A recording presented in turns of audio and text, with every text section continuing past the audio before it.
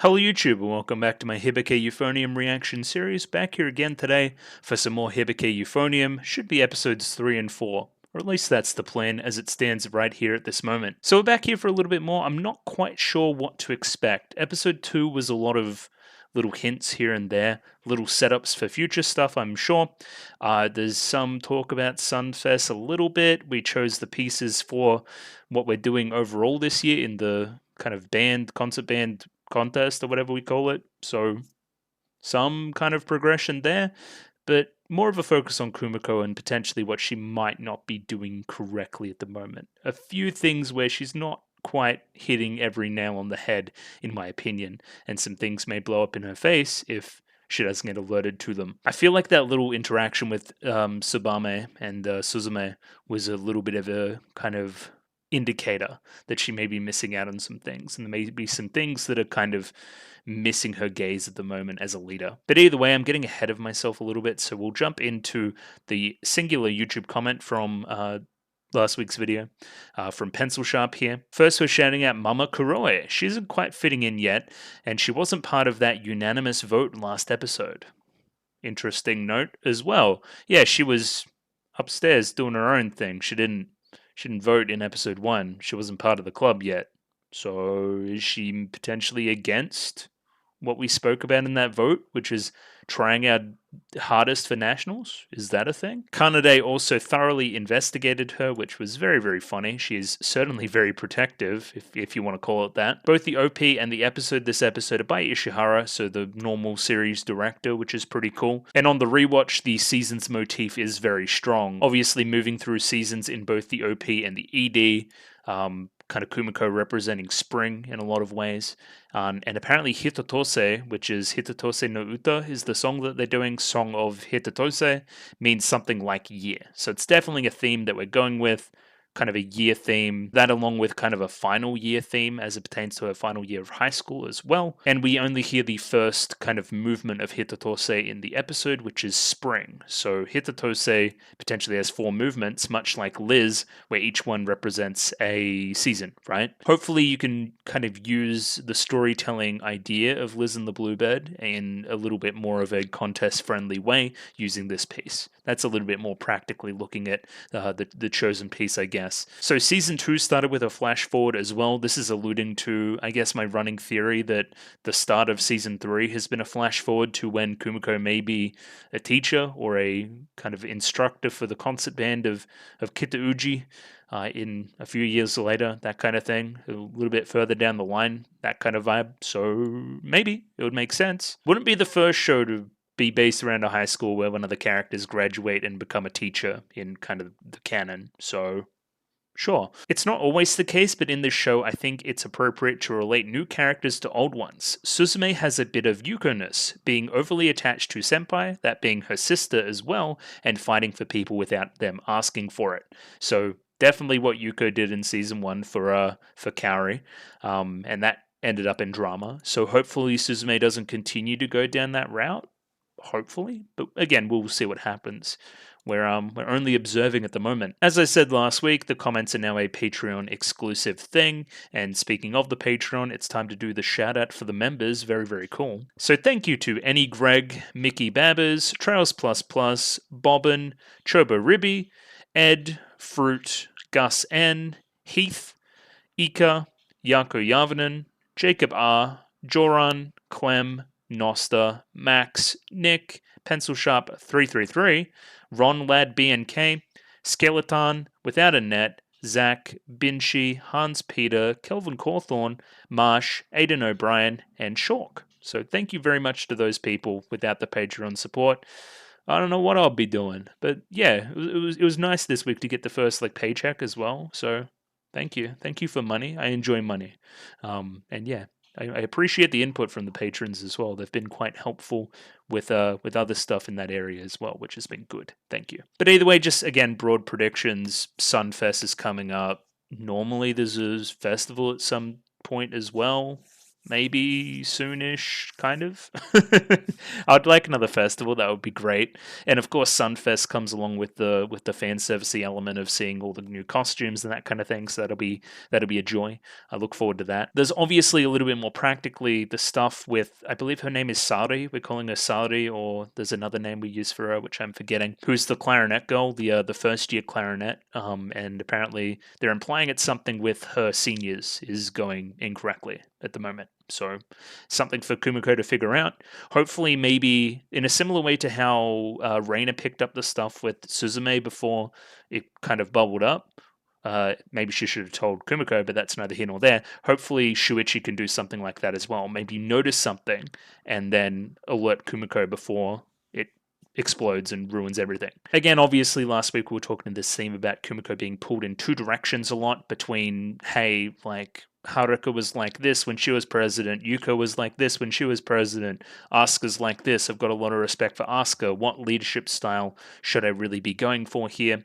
And of course, that grand kind of split of Kumiko being pulled in the two directions of the entire show of having a great time, enjoying high school, blah, blah, blah, blah, blah, or trying hard, trying to be the best, trying to go pro, all that kind of stuff. That great Hibike force pulling parties in either direction to a ton of different characters. So yeah, basically that. And yeah, we got so much stuff cooking because I didn't even talk about Mayu at all, who is another huge element. Mayu and Kanade, there's drama there for sure. So that's going to be something too. Look forward to it, I guess. It'll probably be something pretty big considering that Mayu seems to be important this season. She's on the poster, so like, I don't know. I'm going to stop rambling and watch the thing though. Shill stuff, final shill stuff. So if you like the video, consider liking the video. If you like the video and you want to see more, consider subscribing to the channel. Comment below anything you thought about the episode, anything I could do to improve my presentation. Comment below. I'm doing follow for follow on Twitter, so follow me on Twitter if you'd like me to follow you back. And the Discord, join Discord, love Discord, Discord, Discord, Discord. And yeah, we're jumping into episode 3 of Hibike Euphonium season 3 right now. Rightio, I have episode 3 up there ready to go. 24 minutes and 57 seconds on this one, so sync up accordingly with your copy. As always, there will be a picture-in-picture version in the description below, and using the subs please version should be very similar to the Crunchyroll subs or wherever the hell this is being streamed. So yeah, just going to give it a 3, 2, 1. Radio? 3, 2, 1, go. Oh yeah, we're doing the preview thing, right? I remember drama. And then the clouds, and then the sun cutting through the clouds. It was really good. Oh, I get to watch the opening again. That's great.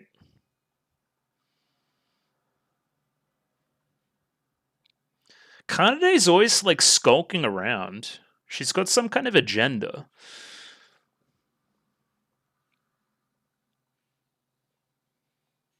Hmm. Mm-hmm. Mm-hmm. Mm-hmm. It always just looks so good. Oh yeah, there was kind of the other video went public as well. I agree with the comment that said that a lot of the VAs like sound older now. That could be just that they've actually aged, or it could be a voice direction. Either way, it's appreciated.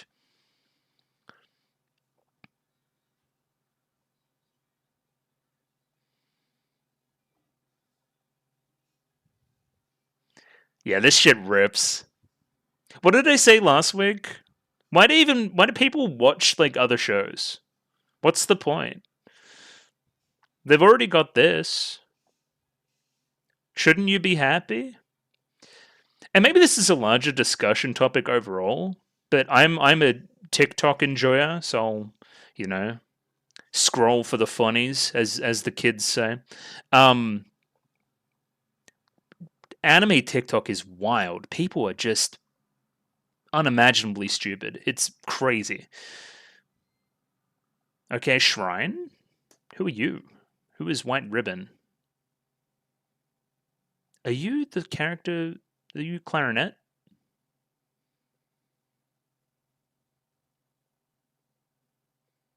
Well, the Shrine is... Yeah, Taki Sensei, right? Like the first in the episode 1 of season 1. He went to the Shrine, I remember.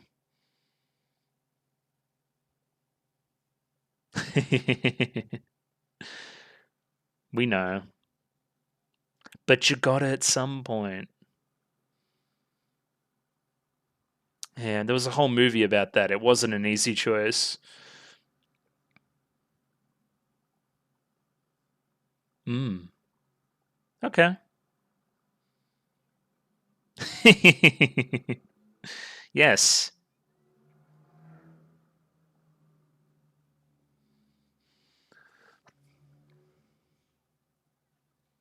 We went Sally that time. I'm imagining that's a sub thing. Saudi? No, hidden an L there.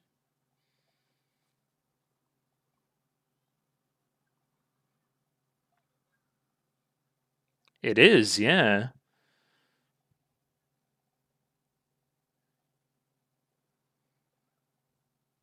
Huh. Are you Little Raina?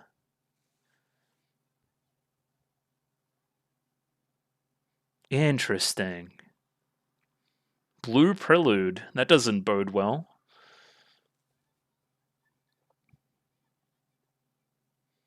Running this shit like the Navy, like usual. That's good. I am recording.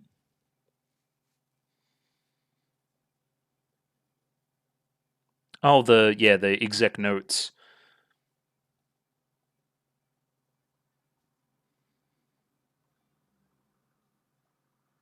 Mm-hmm.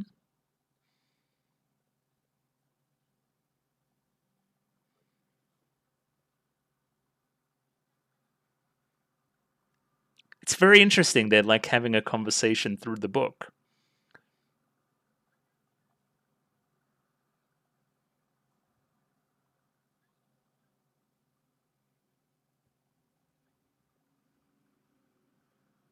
Interesting. So that's the first piece of characterization we've got for you.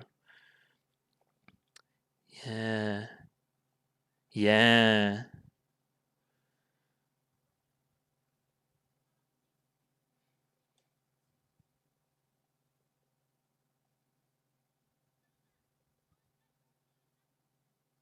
Is this? Yeah, interesting. We'll talk about it.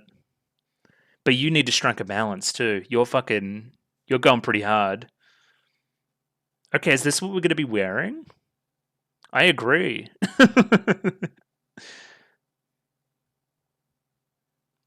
I don't know about it. I don't know about the tie. We know you two are all over each other. That's just established at this point.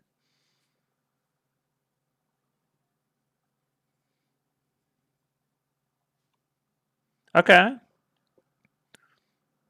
It's okay. Can't believe we're doing a boob joke. It's not the first one. Don't they do one? I seem to remember one in like season 1 or something.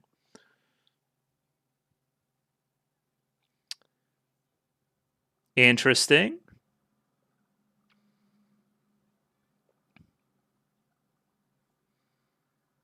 Stop. Does she? She likes doing a lot of things. Oh,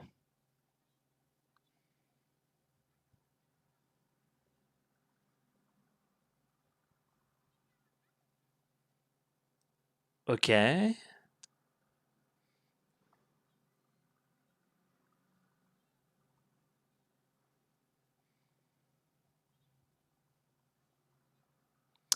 These are very interesting. Yeah, fucking so much going on there.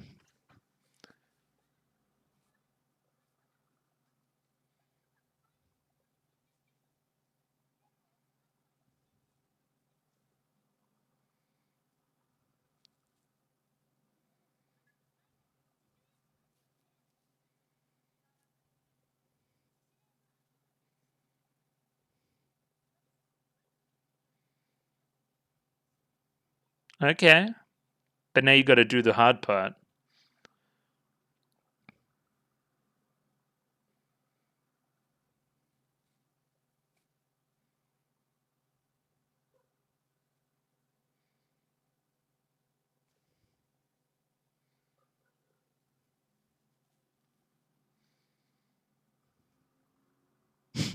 Stop.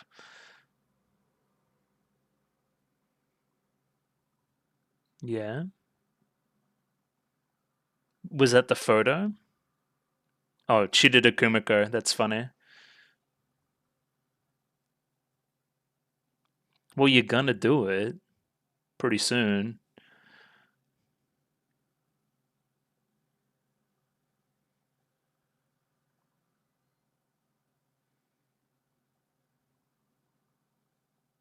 Wow. Okay. Bit of insight there.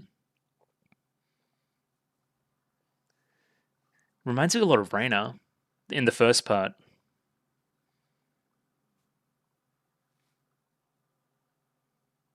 And that's obviously relevant for the clarinet stuff. Gotcha.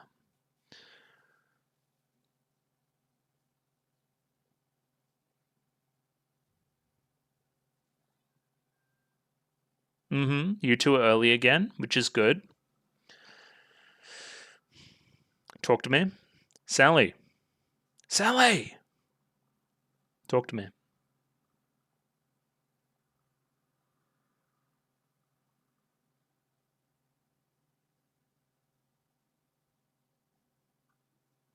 Do you not?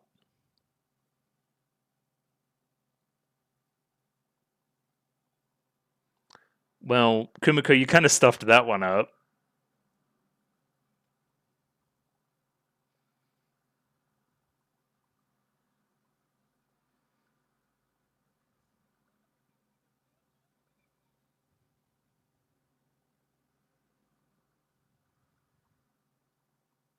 What is going on there? Okay. There's definitely a something with Raina there. What do you want to talk about?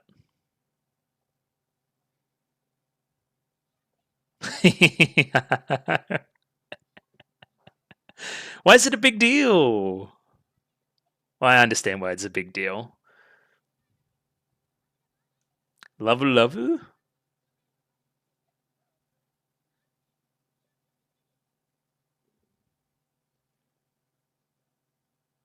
Well, we aren't dating, but we're not dating. The eyes there were great too.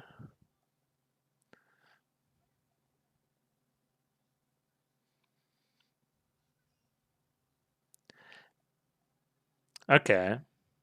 Start with the easy stuff, go to the hard stuff. Probably not, but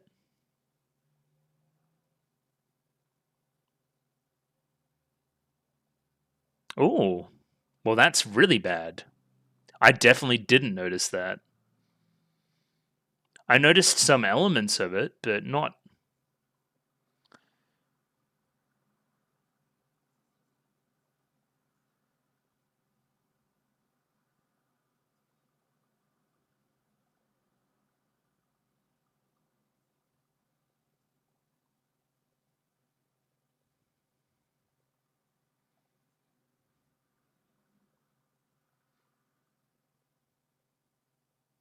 Interesting. That is a really hard conflict for Kumiko. That's a really hard conflict. Yeah, I mean, I know what you guys are alluding to, and then that causes a ton of drama. Yeah. And now you're in a similar position to what they were in. Are you going to learn from their mistakes?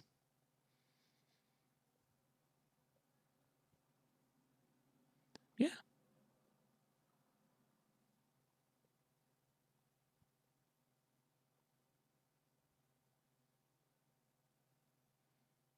Well, they all voted on it.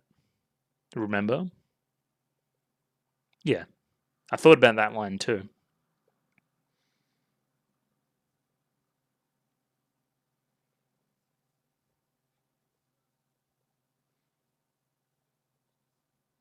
Oh, well, that's bad.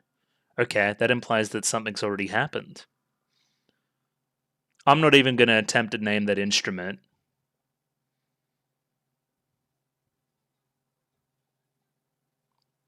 Yeah, you might know what's happening.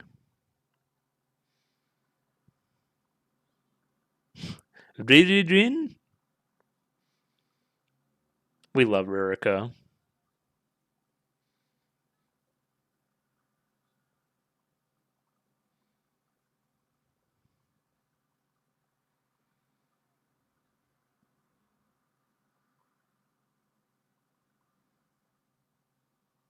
Interesting.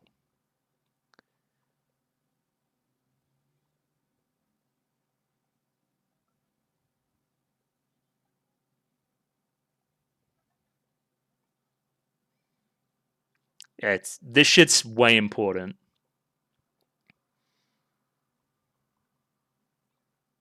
Okay.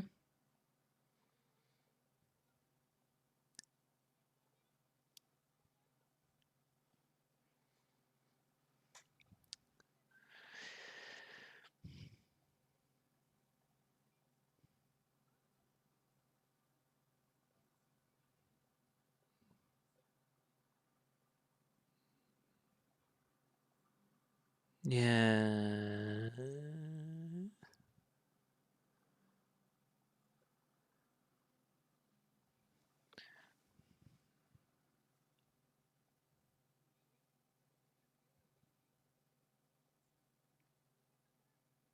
It's okay. I actually appreciate hearing from you on the issue. Oh, she lives at the temple? Oh, shit.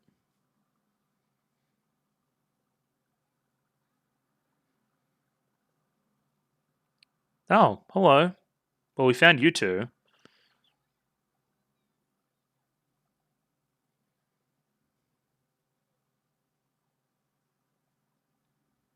Well, that's nice. Got the Shrine Maiden stuff on, yep.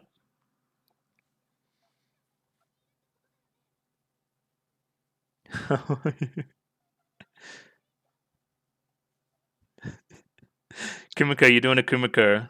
Stop. Level head, brother. You gotta be the adult here. Remember the convo? Horse. So true.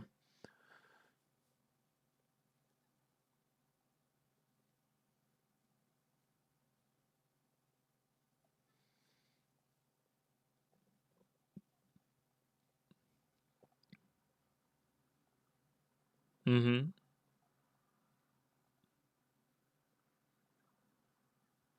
I just said that.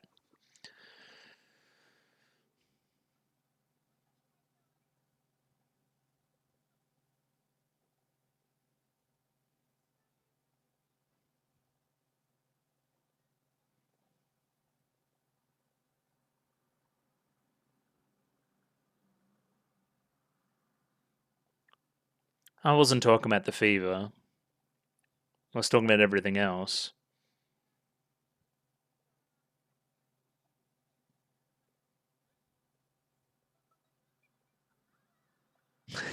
Oh, that looks fantastic.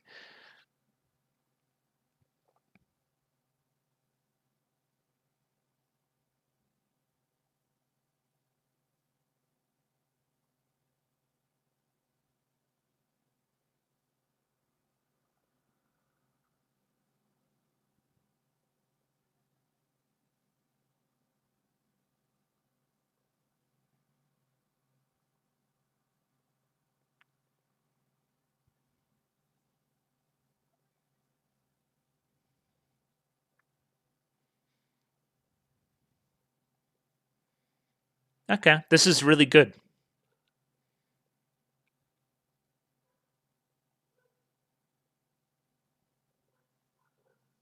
How could you say no to that?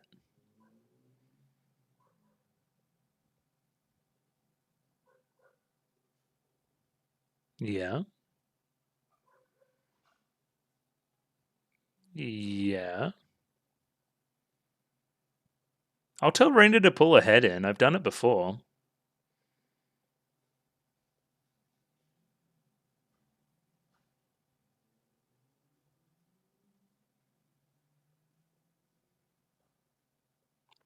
Well, she is correct. Mm-hmm.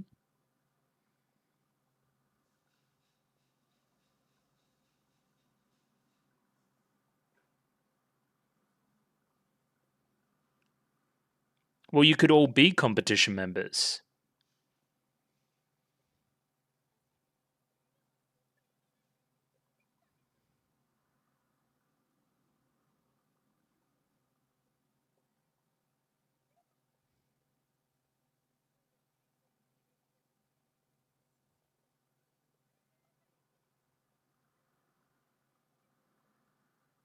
Yeah, okay, because you advocated for it and then it makes them sad. Yeah, and again, Kumiko, rock in a hard place, for sure.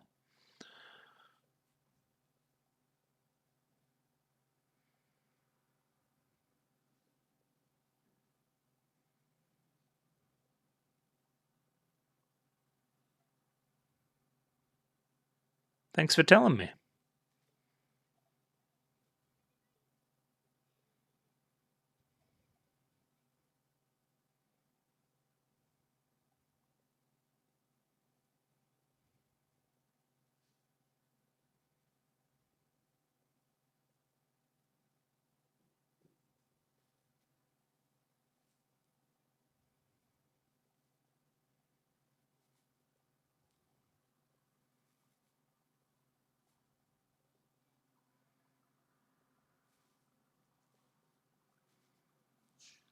True.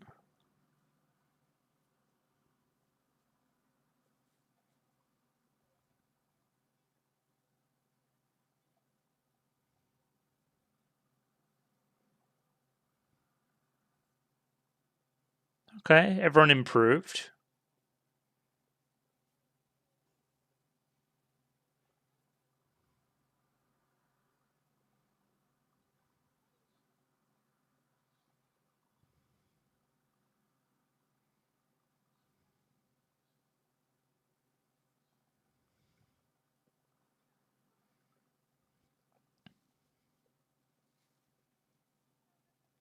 There's got to be a better way to structure it. Yeah,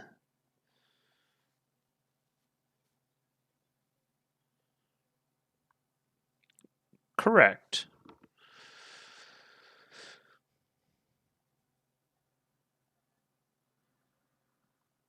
And it's fucking hard. It is.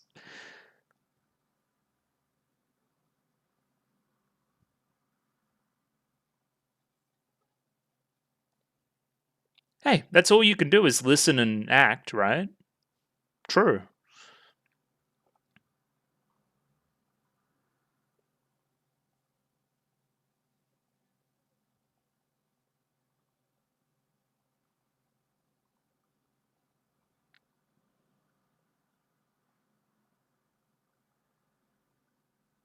Communication is huge. And I mean, I hate to say the obvious, but the music and the direction and the animation there were like, and this, that transition, and that. Well, are we? All but one. Yeah, I'm very interested in Mayu, for sure. You feel better?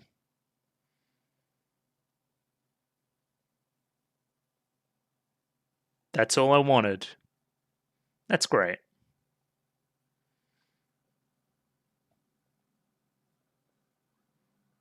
I'm not allowed to tell you. It's confidential. We need everybody.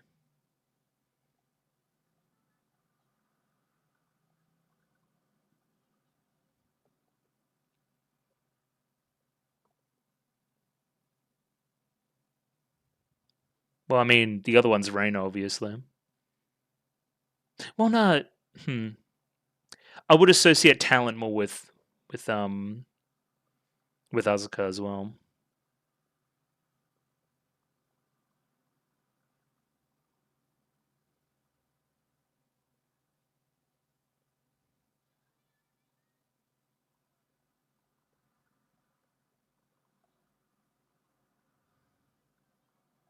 Thank you, Sally, the emerald-eyed one.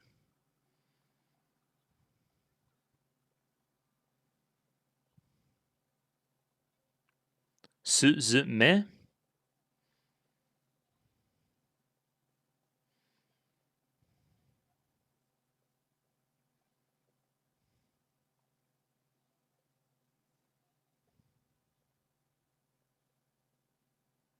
Okay, get manipulated. I just got played.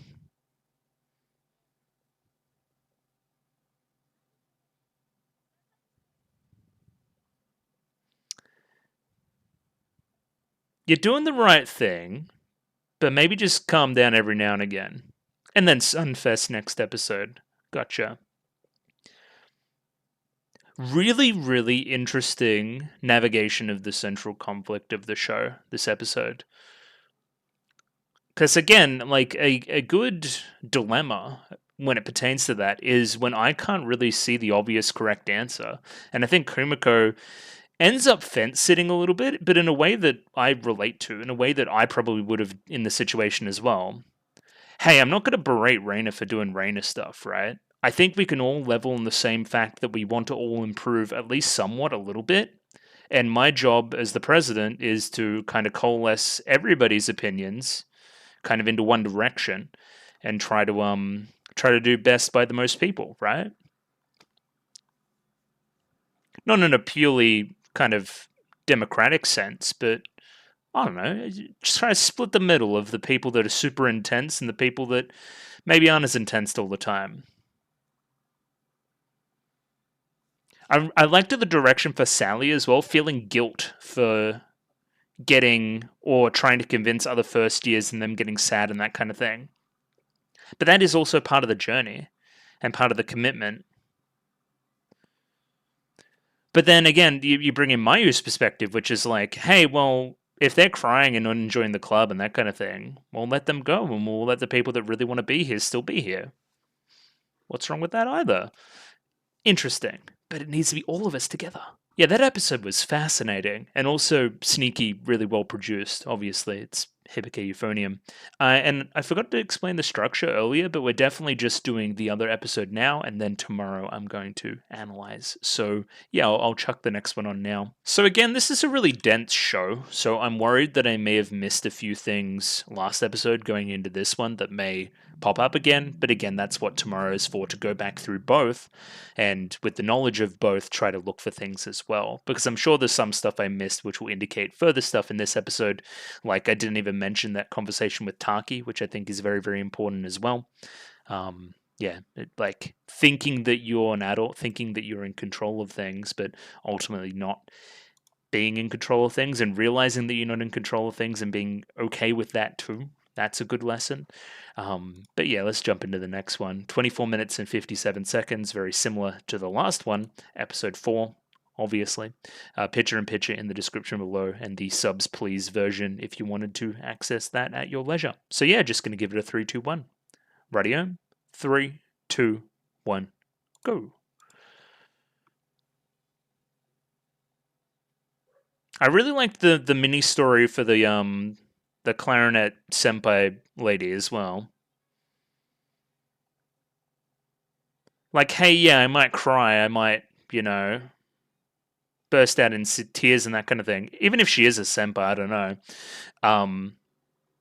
It may be actually one of the fellow first years that Thingo was referring to, that Sally was referring to. Anyway, not important, but her little story there of, like, seeing a challenge, it making her sad that she couldn't accomplish said challenge, going off and working on said challenge, and getting that sense of accomplishment when you actually do better and get some approval from those above you. That's great. That's what we want. She took the kind of criticism on board. It may have stung in the moment, but ultimately she was a better in the long run. What's wrong with that? That's life, baby. That's that shit. Also, this opening is so good.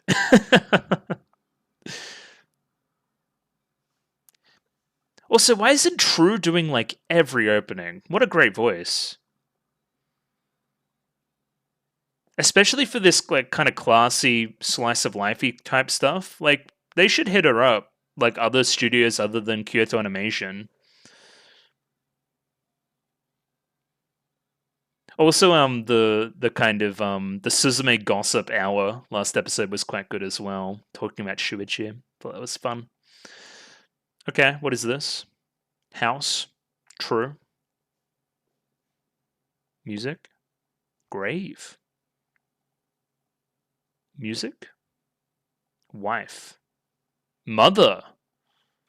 Mother. You're standing away as well. Sister? Because who's that?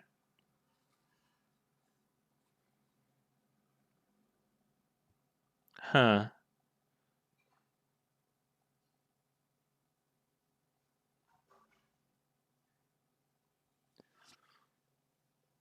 Yeah.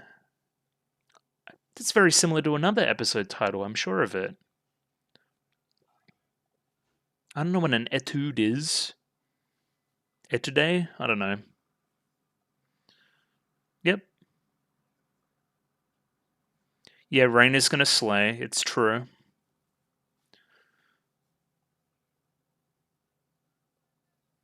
Yeah, it's tough on the tubers. How'd you hear that? Who'd you hear that from? Oh yeah, Ririka, right. Their little thing.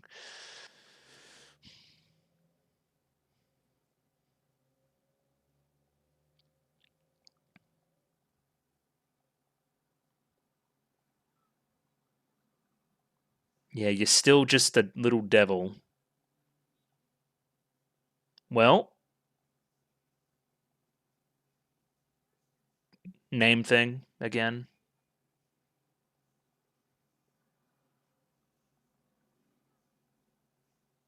Yep.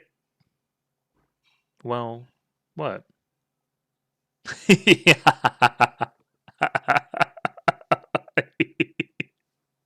The emphasis there was so good.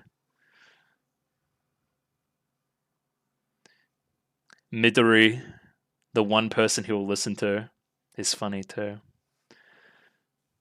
Yeah, obviously you're the drama now.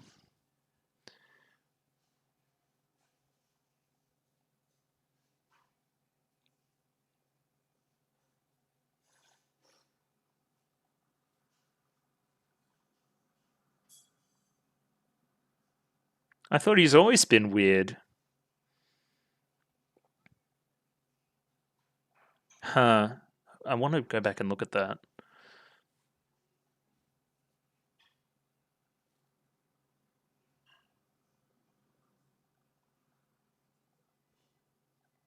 I don't think so.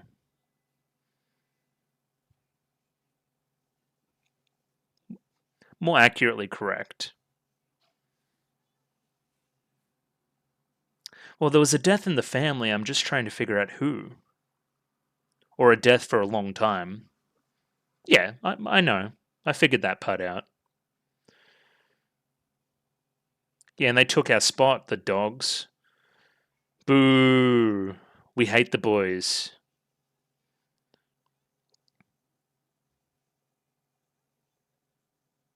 Yeah, because he doesn't like his dad very much. Yeah, you guys are pretty smart.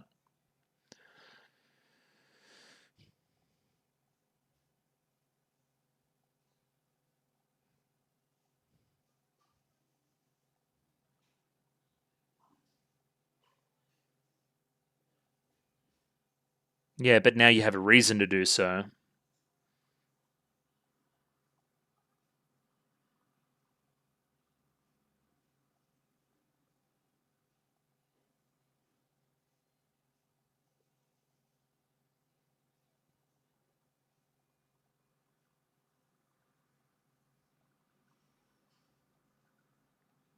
Oh, shit. Well, okay. Well, yeah. That's really bad. Wait, all the boys are going to Sunfest? I guess I was just associated with like skirts. But sure, I mean they're allowed to be there.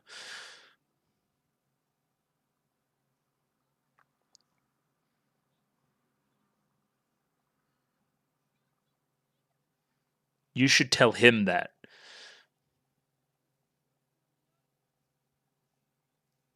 Yeah, keep a big eye. Oh, it like literally like now? Because that's cool. I'm happy with that. Hello, Rika. I remember their uniforms, very similar to season 1. Isn't that... Who's that? Yeah, so it is her. Interesting. Because that was obviously that scene in Thingo.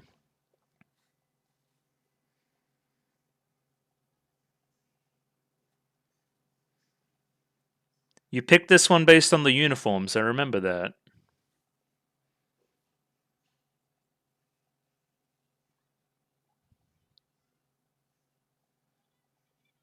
Okay.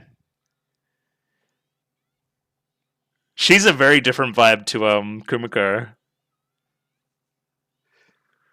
Yeah, that's very sports club. That's fucking yeah, way different vibe. Yeah, come on.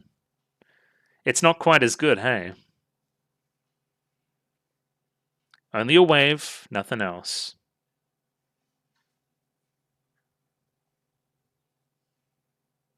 Ooh. Oh, that voice. He's very smooth. Yeah, maybe look after our boy. Maybe go pursue that now. Get someone with a little... No.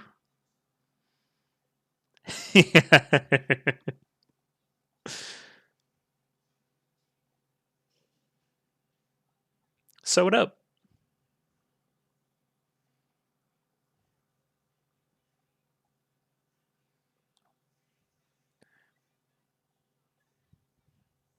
Yeah, that is a very mum thing to do. You're right.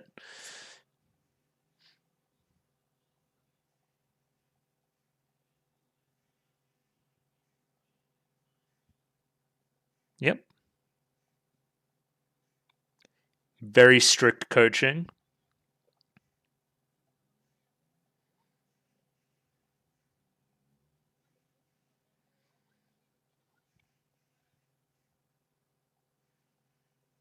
Come on. You got to do something.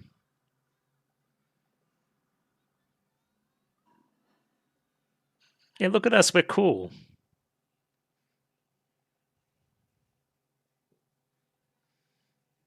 Don't worry. Yeah, you literally did. You practiced hard and made progress. Fuck you, Higuchi. Yeah, okay, so you're the guy that messaged him. True.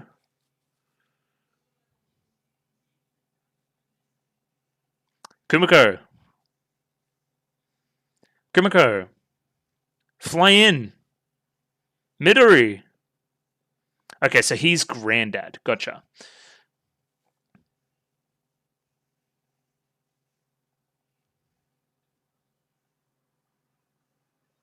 Thank you.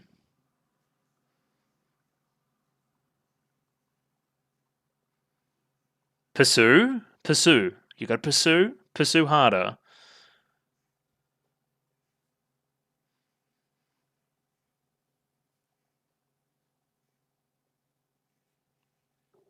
Little Peter Rabbit had a fly upon his nose. Did we win, chat room?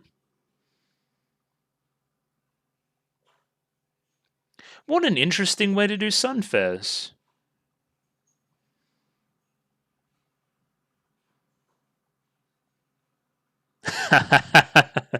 Oh, that was great.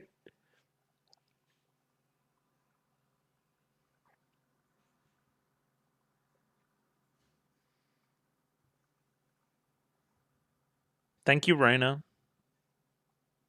Yeah, and so yeah, I thought based on the framing that you must have been yeah, that you must have been a senior, but no, you're new this year too.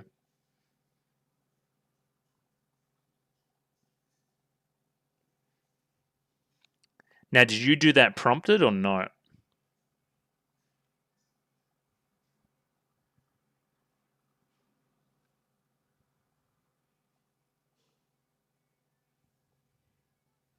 Yeah, no one can surpass Asuka. She's crazy.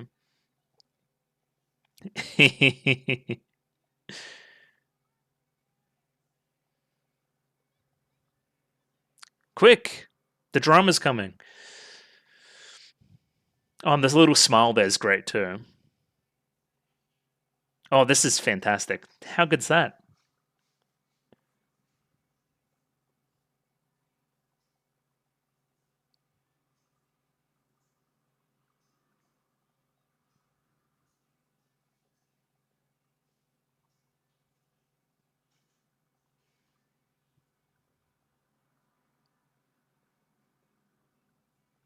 Yeah, he seems like a nice bloke.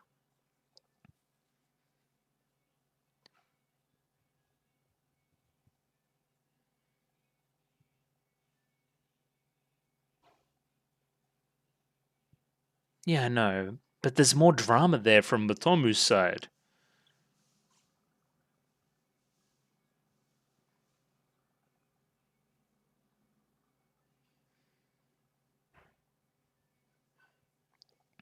I can't help but notice grandparent.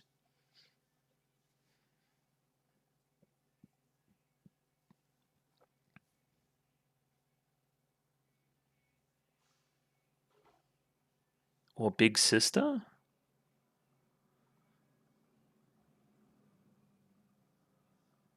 Yeah, cool. So big sister's dead. Yeah. And there's the connection there. Okay, cool. Was that his mother and father that were also at the grave then? In the first scene of the episode? We'll figure it out on the rewatch, I'm sure. Oh yeah, illness.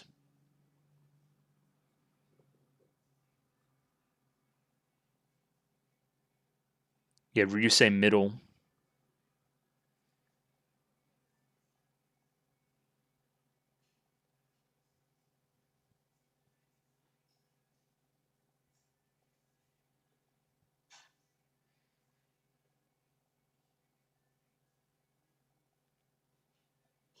Oh, okay, yeah, obviously. Oh shit. Really attached to somebody?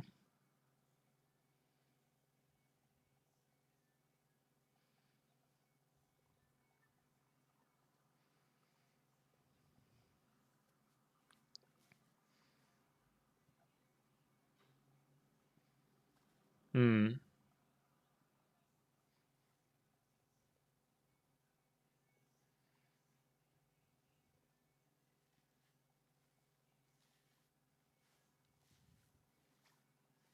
Yeah, try and have it like a real convo.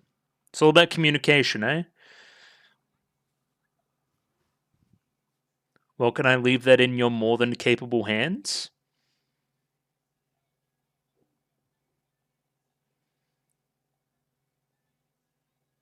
Well, when did we grow up? Well, it crept up on me too, but that's neither here nor there.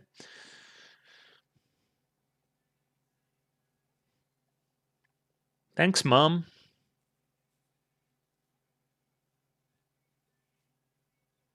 They're off having a deep and meaningful. It's fine. Yeah, it's not a romantic thing anymore. It's way more like a sister. That's the heavy implication. No.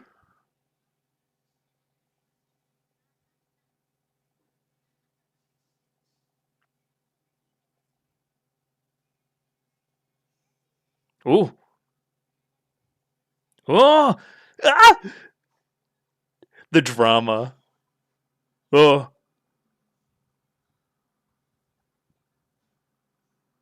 Interesting. Okay.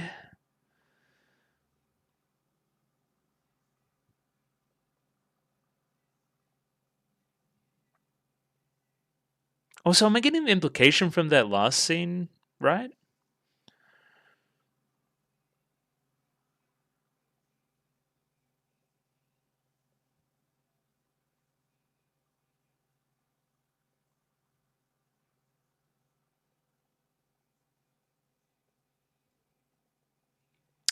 Okay. Okay. Lay it on me.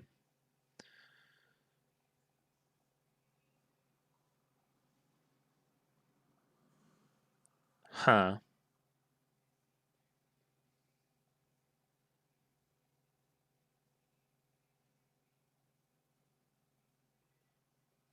But you've stepped into family matters before, especially with Oscar. It's always the student's decision if you want that to be consistent.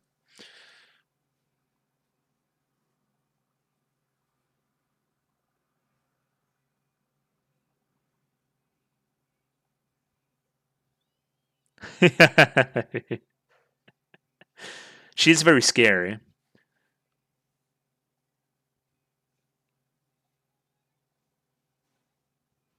And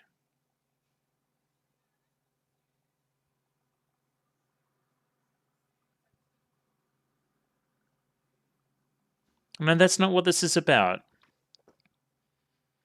It's not trouble. No, it's just really personal.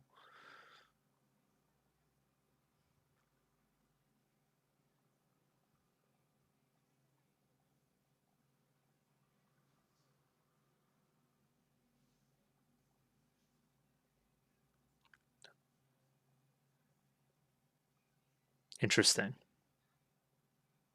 Is she me? Yes. Two in a row. Those contrabases, they're good at sneaking up on you.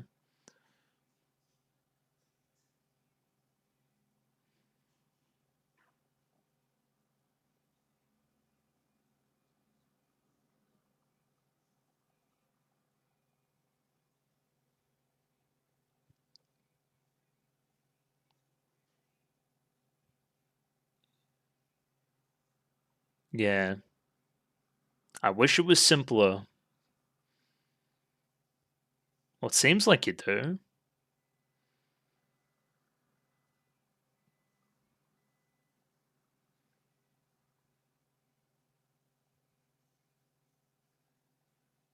And that's why that room was at the start of the episode, obviously.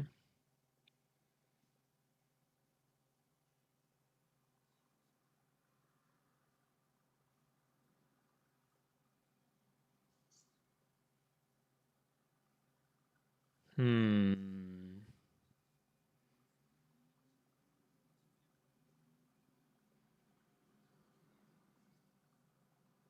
Yeah. Illness, huh?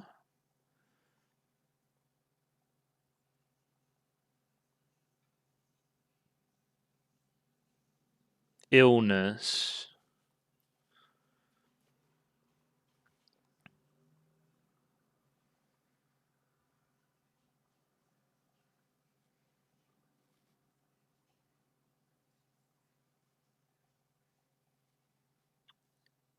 Okay.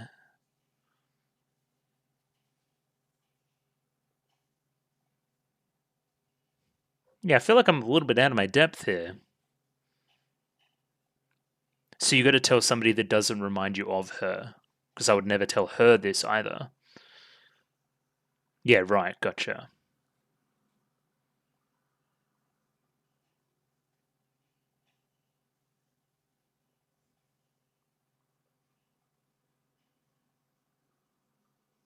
Because she's so nice. She's very nice.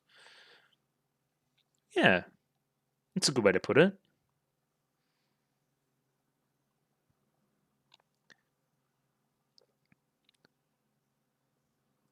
She is no drama, I've noticed.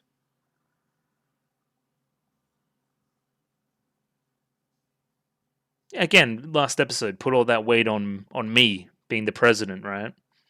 Don't tell Midori.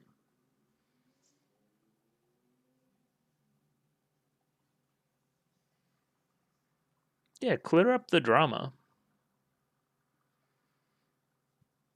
They just want what's best for you.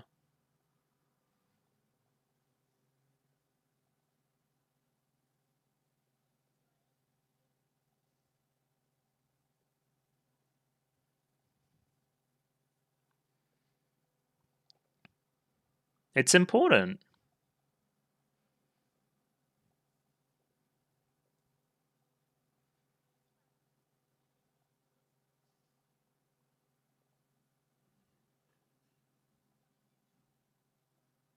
Now they're just flexing. This feels like Kumiko doing side quests. She's doing all the side quests to get like the good ending, you know?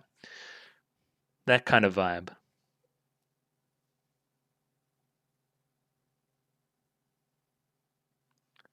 What?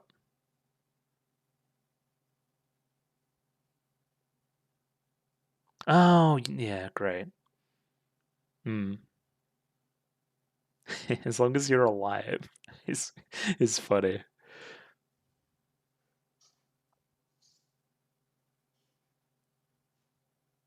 Ah, jump scare.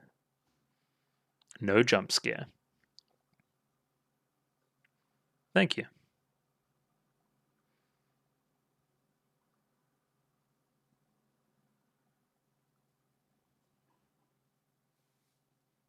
That's great.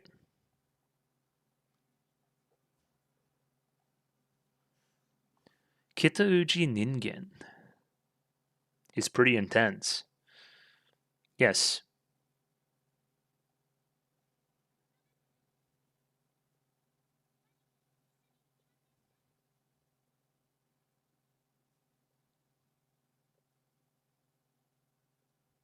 Interesting.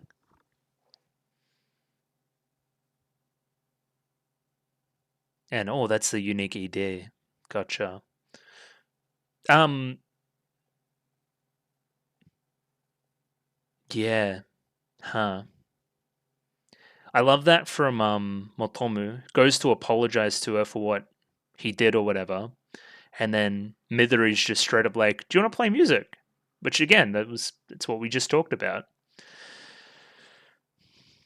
So that works very well.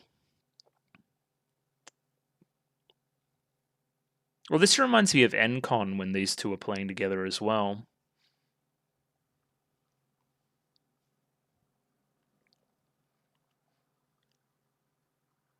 I've got an itchy nose, but I'm going to wait the extra minute that's probably left.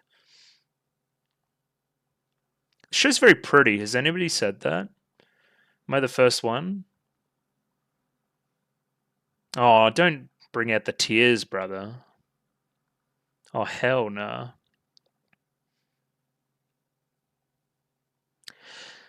Structurally, this almost felt like Violet Evergarden, which is a compliment.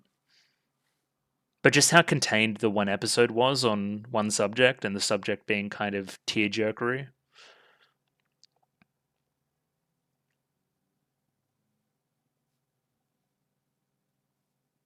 Agata Festival. Okay, another festival with Shuichi. Maybe.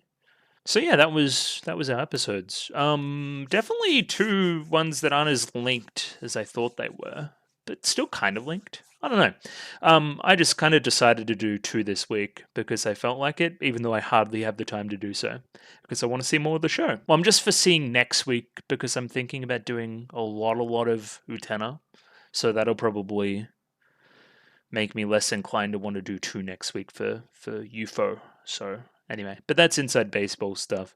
I'll return tomorrow for a little bit of analysis on both of those episodes. Interesting directions, and I think I can talk about them in greater detail now that I know each and every part and how it ends up, at least for now. And what the conclusion the show actually came to is. One thing before I go though, were they implying there was like a bit of romantic stuff between Kanade and Motomu? Maybe. I'm for it. But yeah, again, I got to end the video, but I'll see you tomorrow. And we're back. It's the next day, and we're going to have a relook at these two episodes. In retrospect, kind of about a pretty similar subject in the both of them. Well, Kind of not really. If you focus on Kumiko, it is. It's Kumiko, kind of these things that have been bubbling under for a while, coming to a head, and her dealing with it in her own way, and how unique that way is to her journey, as opposed to those that have come before her. I think that's a lot of what we're trying to do here. These stories in these 2 episodes feel familiar, and that is by design, in my opinion, right? So you have this story that may be about the first years wanting to quit the club and exodusing and that kind of thing. Now that sounds familiar, right? That is a set of challenges which faced a certain subset of people that we're not really privy to before Kumiko. That is their kind of president of the concert band establishment cross to bear, if that makes any sense. So hey, now when I'm faced with a similar situation happening, I can use lessons learned and rectify things. I've listened to my seniors that were the first years, the ones that are 1 year above me, that were the first years that had a bunch of an exodus before I came in, right? You know, Yuko, Natsuki, that whole gang. I can use the lessons learned from their experience and apply it to the now and figure out a best way to move forward that is taking all of my personal lessons learned and applying them to a philosophy, which is huge for leadership. And then the Matomu one is very similar to Asuka's story in season 2, in my opinion, right? Up to and including having, I guess, a parental figure wanting Motomu to not exactly stop the club in Asuka's case, but a little bit more, hey, this might be good for you if you move to this school for now, right? And again, instead of letting, I guess, Asuka's status as a little bit of a superstar, and that being in itself a little bit lonely, we're going to Motomu and we're trying to, again, get to the bottom of things, apply it as best possible, blah, blah, blah, blah. I think there's this whole theme where we're taking experiences and we're trying to fix things that went wrong in the past, in Kumiko's own little special way. So I guess that's my thesis statement for the 2 episodes. In particular, they were both gorgeous. Some really, really gorgeous moments in the both of them.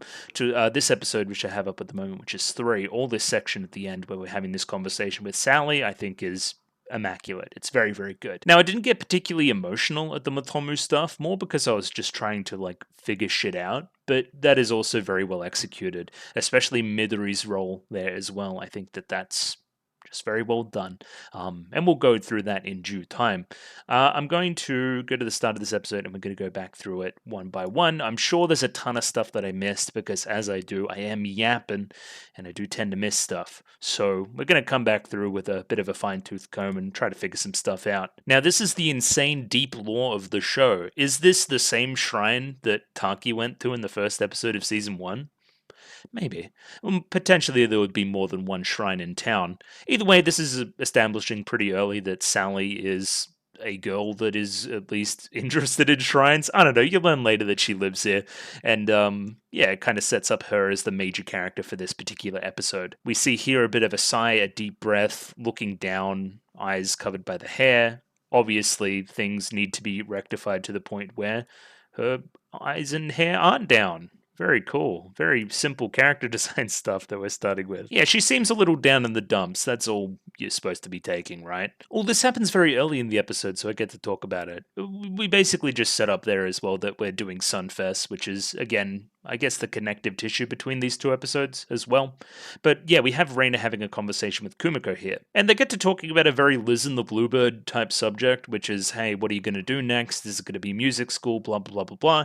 This is the important line, and that's why I've paused on it, right? I'd like it if you continued music. Look at Reina, being a big girl, and then just kind of walks off. And again, you play it for jokes right now, but she was being serious there. That's why it's a bit of a rare moment. She was being a little bit vulnerable and serious, and yeah, it was cool. And then, yeah, we're quickly out of that. We don't really follow that line any further, but I would believe that Rain is pretty serious about this. So, that brings me back to my major theory about the very start of this season, and that it may be Kumiko in the teacher role. Like, okay, so you have Reina in one kind of camp saying, hey, you should study music. Cool. And then you have this other camp where I don't quite know what to do, and, you know, Taki-sensei is a bit of a role model, and I need to pick something that I guess my father's going to like as well, and blah, blah, blah, blah. You need to focus on this shit. You know how you solve every single issue there? You become a music teacher. I'm just saying. It would make perfect sense because you would still be studying music, probably in a similar way to the way that Rain is probably going to go and study music. Just hers is a little bit more performance and competitive. You're still learning theory. You still need to be good. I don't know. It would still help those two stay together. Anyway, I think it fits. Again, episodes are very well done structurally this season, right? You introduce the characters that are going to matter to the episode very early, and they kind of have a running commentary throughout. Here we have Suzume and Sally. Another really specific line here is saying that, Sally's super serious, she's taking practice. Like she wants to make nationals, that kind of thing. She may even be the club president one day, saying that in front of the current day club president. Now, I want to get to some Suzume stuff. I'm feeling a little bit of I felt Reina vibes off of Sally, but that's kind of not as correct anymore. I'm trying to maybe fit a square peg into a round hole here, but I'm trying to relate these two to first year Reina and Kumiko, right? But I'm not quite there yet. But I guess being diligent, showing up early, trying your best, one a little bit more reserved, one a little bit more rambunctious, even if you could call Kumiko that. I don't know. Weird. And again, once you watch the episode once, it becomes very obvious that, hey, you kind of look over there and you see Reina, and then you, are pretty bummed out about it. And yeah, that is where plot goes eventually as well. Kumiko notices it for a moment, but chooses not to pursue it. Mostly because Suzume is being annoying, but, annoying herself. The episode is called Blue Prelude? Yes, correct. And I'm thinking this relates to the color associated with first years, which is the blue, which is their little, I don't know what you call necktie thing. Yeah, so I think that's where the blue is coming from. Also, blue is in sad, and prelude is in first year.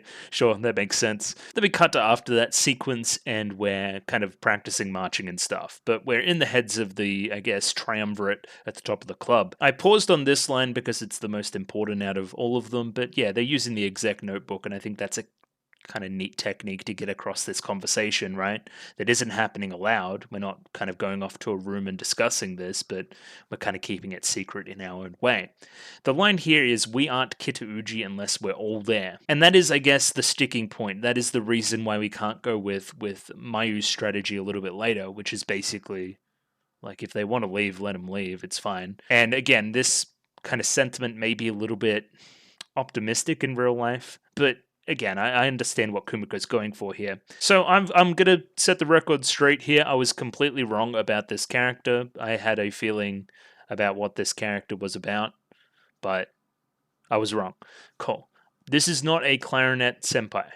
The way they framed it in the conversation in episode 2 made it seem that way, but that is incorrect. Or episode 1, it was one of them. You are a fellow first year that is part of the Horns team, right? And you are kind of tangentially related friends with Sally, so she cares for you and that kind of thing. She is getting called out right now, kind of in front of everybody. Your steps aren't up to scratch or whatever. Sunfest stuff. And again, I don't know if you guys have been in high school before. I'm imagining most of you, but this kind of stuff isn't uncommon. Kind of people getting singled out in front of groups and told they're slacking and that kind of thing, and it ending in tears. Again, they're high school students. Some of them are pretty emotionally fragile, and Reina doesn't much care for that kind of thing, right? Yeah, look at her. Fucking very dismissive there is Reina, right? Because this doesn't fit in her whole master plan here. You can definitely see this sentiment kind of perpetuating among the first years through these shots too, right? You see Yayoi here looking pensive into this shot as well, probably another couple of first years. Not too jazzed about the whole situation. And I think it's very tempting to go for because the episode put this episode put the show in between a rock and a hard place, right? Because Reina is kind of unlikable here. She is pushing very hard for other people to kind of follow her and her work ethic on this kind of thing. It's great if you want to put in the hours and that kind of thing and you want to be the best, right? And I guess part of being a leader is pulling people along and trying to do that as well. I'm just saying, in practice, in real life, this kind of person is fucking annoying as shit. I'm just telling you that right now. And again, it's about expectations. This is kind of a microcosm of the entire show, right? Where, hey, is our expectations that we want to be the best, that we want to win nationals? Is that our expectation? right? Because then we need to do this shit. Then you need to do the Reina path, right? If it isn't, if it's merely a high school thing, then you're literally the devil, right? But it's about knowing what you want. And I think Kumiko at the end of this episode threads that needle beautifully. She doesn't throw Reina under the bus, not even once for a second, right? Reina is intense. We all know she's intense, but she gets results, and that's what we want, right? We want to get a result. I don't want to look back on this year and be sad about it, right? It's the whole Kanade thing again. I want something that I can cry about. I want something that I'm that passionate about that is going to take me to that kind of place. Isn't that why we're here? So I think, yeah, I was expecting a very, I guess, shallow storyline, which was let's throw Reina under the bus. She's being a little bit too much of a meanie right now. Boo. Reina, calm down just a tad.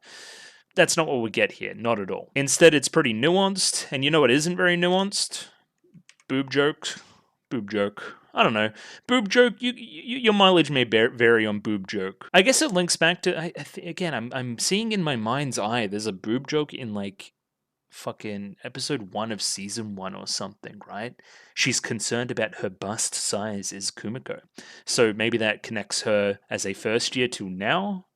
But again, that's very charitable to, again, a boob joke. Kanade is very funny though, I'll give her that. Now you can kind of go crazy here with the Midori animal stuff, right? Kanade's like a cat, and then we get a demonstration here as well, if I can grab it. Right there. If you needed a demonstration, that's there for you. Now, Reina here is a Shirohebi. What is the explanation here, right? See, you don't really like that. That makes you feel kind of embarrassed. You're cute, but sometimes scary. You need to be a certain kind of person to find snakes cute, and that's not me, so... You know, I'm not really in agreement with this particular example, but sure. Kaho-chan is a alpaca, Yayoi-chan is a penguin, and Suzume-chan is a panda. I see panda, especially with the hair. Penguin? I don't know. Some of the mouth gives me cat as well. It's got that kind of weird mouth. Alpaca. No, alpacas are tall. You're not tall. I don't know. I think Midori's kind of missing on these. She needs some better animals. The Mayu jellyfish one is the most interesting. Like, she looks pretty, and like she's just drifting through water, but if she stings, it hurts. Obviously, again, Mayu's the drama. Mayu's on the fucking poster. She's important. When she stings, it's gonna hurt. Just know that. So all these other animals around us right now, right? You know, they're animals and they have their own differences and prerogatives and that kind of thing. But just know that she stings, right?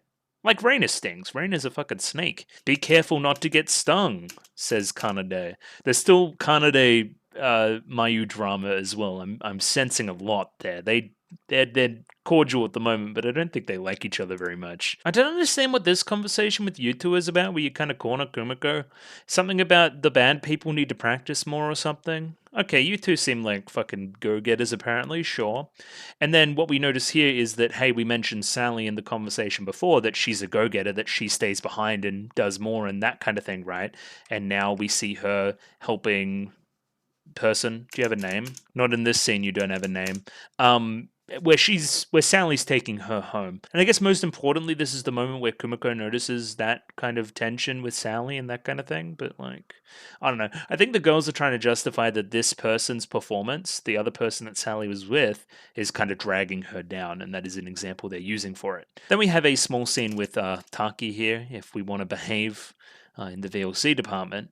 I think we're meant to be focusing on the photo here, right? Which is Taki and his fucking dead wife. And, you know, the other two. You have a name. Mishizumi? Something like that. No, Mishizumi's the other one. Anyway. Niyama. Yeah, look at me. I'm fucking smart. Anyway. I'm trying to think of what I was trying to say. This is an important scene, right? Because I think it shows, I guess, the similarities and differences between Taki and Kumiko, and kind of Taki and the rest of us, right? Kumiko does a Kumiko where she says, growing up seems hard, and then doesn't realize that she said it aloud, but again, leads to an interesting conversation. I do like Reina here just kind of getting mad at Kumiko for yapping to her boyfriend as well, but anyway, that's neither here nor there. We pose the question to Kumiko if she feels like she would like to grow up. Is she looking forward to that kind of thing, right? Taki, what do you think on the subject? Well, when I was young, I was looking forward to it more than not. I told myself that as an adult, I could work and become someone that others look up to. That was exciting for me. I wanted to be like my idols, that kind of thing. But I tend to think I'm still more of an overgrown child. Well, looking like that maybe as well, but that's neither here nor there. Now that I've gotten older, I find that whether you're an adult or a child depends on the environment you're in. That's interesting as well. And here's Raina getting mad at it. Okay, so let's have a conversation about that conversation that just took place, right? How does this relate to what Kumiko does in the episode and how her leadership journey is going? Yes, in certain scenes, right, she gets to act like a child, like these ones, right? But then here comes the responsibility, and I'm sure in this kind of stuff she feels like an adult, right? I think the best way for Kumiko to go is, again, try to thread that middle. Try to understand what it's like and enjoy the moments and blah, blah, blah, blah, blah. Again, this is the dichotomy between almost the entire show. Associating adultness with the Raina type sensibilities, wanting to be the best, wanting to be someone that people aspire to be and that kind of thing, right? And childishness being associated with just wanting to have a good time. But again, splitting the middle is important, and understanding that you're not an adult and that you're not the best and that there's always room for more, but we also do need to keep our inner child somewhat as well, is all inherently necessary. Again, splitting the middle. Then we have Sally again, and I guess after yesterday's events, taking that girl home and that kind of thing, right? We get this question from Sally. Do you enjoy the club? Kind of out of nowhere. And Kumiko, again, does a Kumiko, right? Where she goes, instead of, actually listening to the question and engaging with it. It kind of catches her off guard, right?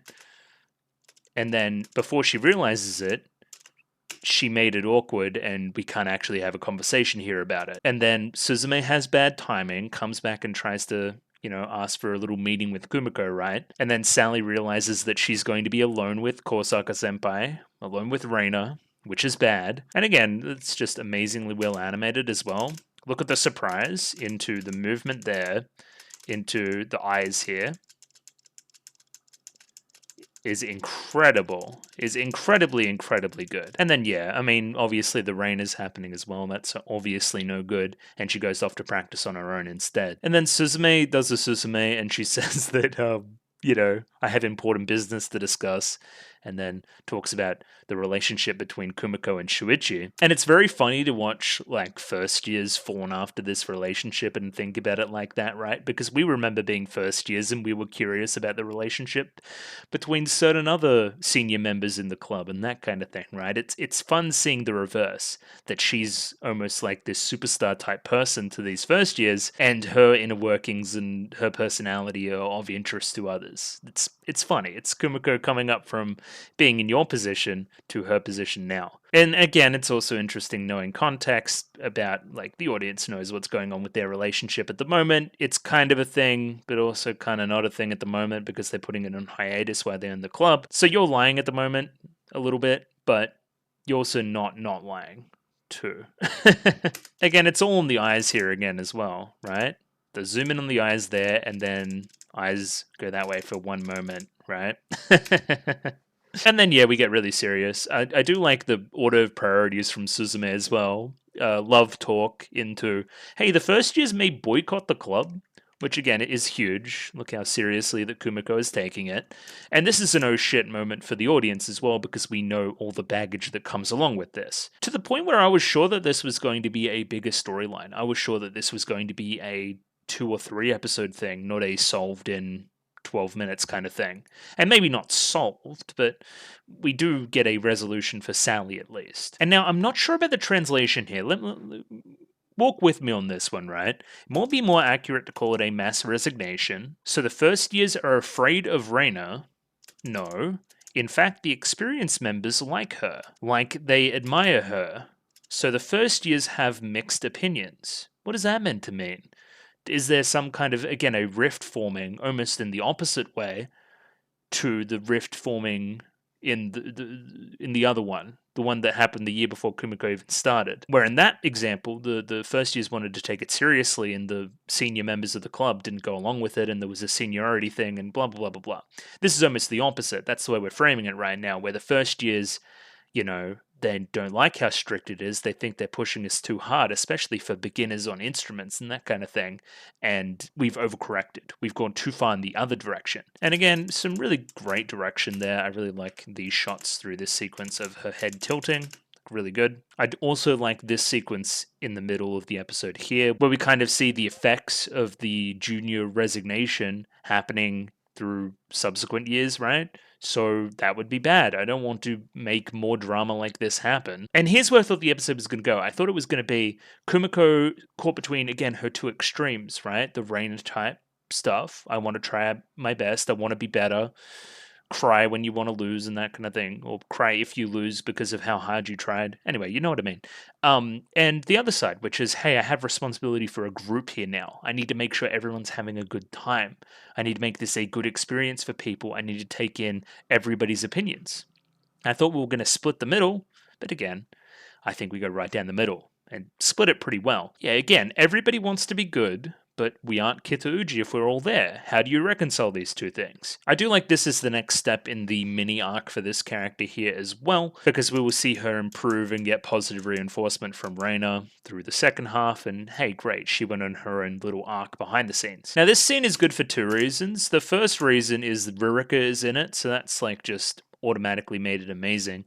We see her walk into the classroom here, just never not a superstar. That's crazy.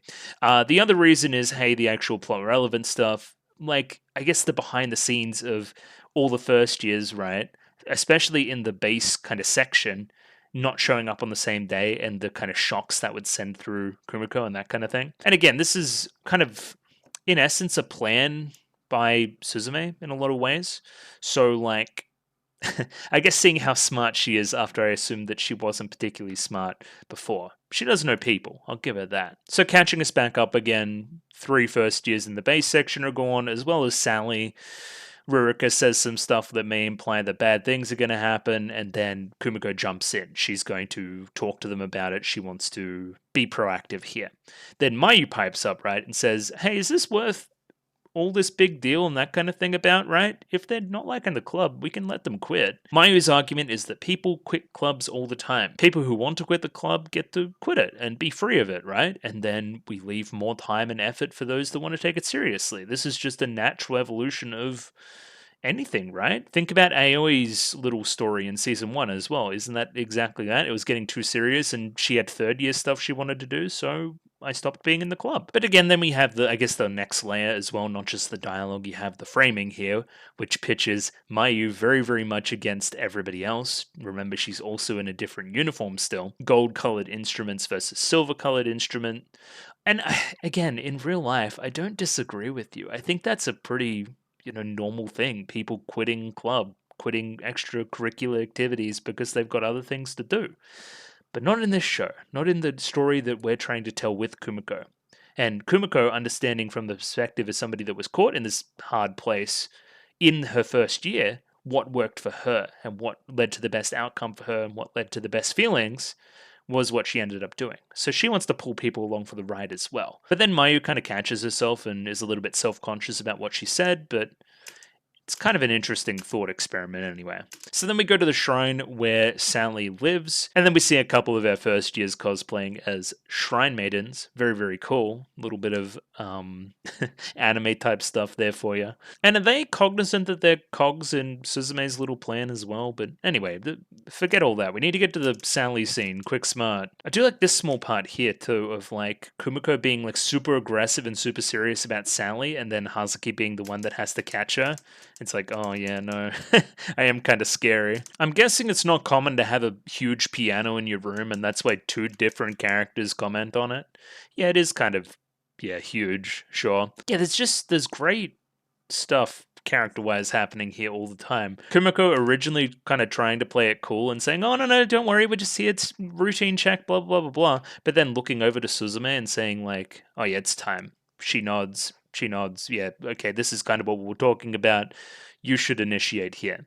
And again, now we know this is part of your plan as well. But again, a personal conversation with Sally is entirely what we need in this situation. And we finally get some answers here from Sally after the whole episode of it kind of being a mystery.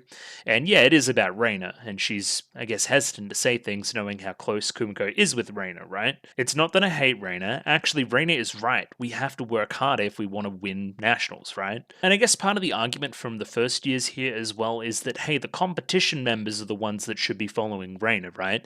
And if we're following the show, then it's pretty much always been at other schools seniority rules, right? That, hey, if you're a second year, you're getting precedence over a first year, despite the first year being better in some cases, right? So the beginners don't feel like they have to be trying that hard, but no, that's not how this club works, right? So then Sally agrees with Reina. Sally agrees with Reina, right? That we have to be trying hard, that we should all be trying hard, and not just the competition members, right? And says that it'll be rewarding if we do try hard, right?